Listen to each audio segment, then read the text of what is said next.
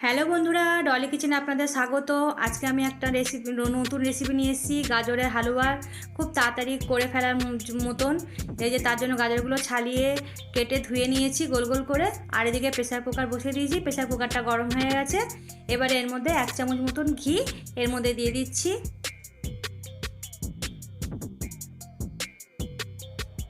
এক চামচ মতন ঘি এর মধ্যে দিয়ে দিয়েছি, ঘিটা গরম হয়ে গেছে। এবার ডুমডুমো করে কেটে রাখা গাজরগুলো বন্ধুরা এর মধ্যে দিয়ে দেবো। আর বন্ধুরা, যদি ভিডিওটা ভালো লাগে ভিডিওটাকে লাইক কমেন্ট করবেন আর চ্যানেলটাকে একটা সাবস্ক্রাইব করে দেবেন। এই যে গাজরগুলো এর মধ্যে দিয়ে দিয়েছি। এবার গাজরগুলো খুব ভালোভাবে ভাজবো না, খালি হালকা একটুখানি ঘিটার সাথে গাজরগুলো মিশিয়ে নেব। নাড়াচাড়া করে নিলেই হয়ে যাবে। যে নাড়াচাড়া করে নিয়েছি, এবারে আমি এর মধ্যে যে 500 প্যাকেটের একটা দুধ নিয়েছি, পুরো দুধটা লাগবে না, হাফ মতন এর মধ্যে দিয়ে দিলাম। আবার একটু নাড়াচাড়া করে ঢাকা দিয়ে দেবো।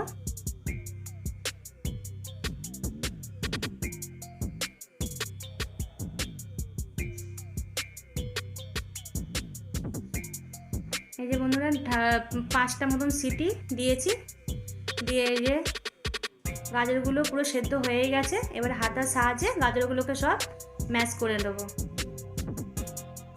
খুব অল্প সময়ে খুব তাড়াতাড়ি এই গাজরের হালুয়াটা এরমভাবে হয়ে যায় বন্ধুরা, একবার করে দেখবেন।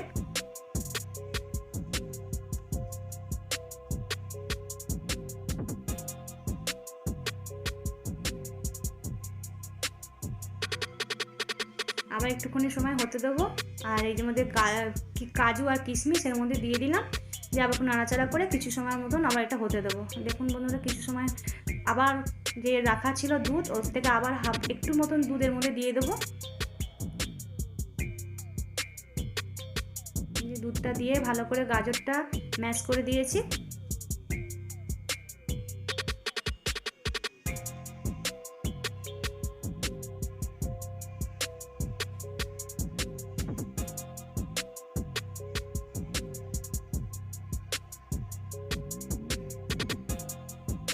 দেখতেই পাচ্ছেন বন্ধুরা, পুরো গাজরটা একদম ম্যাশ হয়ে গেছে।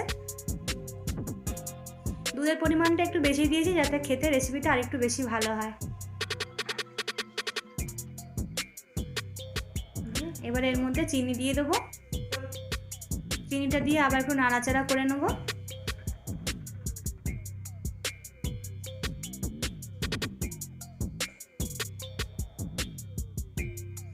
এবারে এখানে 100 গ্রাম মতন খোয়া ক্ষীর এর মধ্যে দিয়ে দেবো।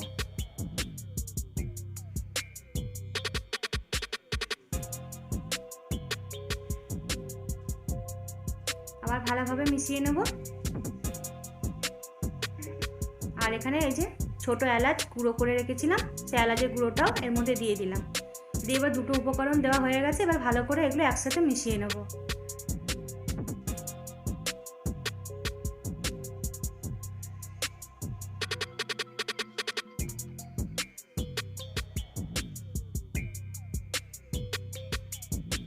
রেসিপিটা পুরোপুরি আমার রেডি হয়ে গেছে বন্ধুরা।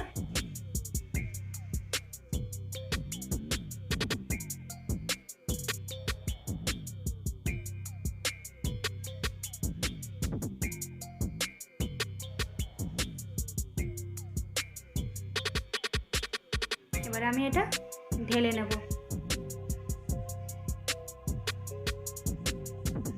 রেসিপিটা কেমন হয়েছে বন্ধুরা কমেন্টের সাহায্যে জানাবেন। রেডি গাজরের হালুয়া।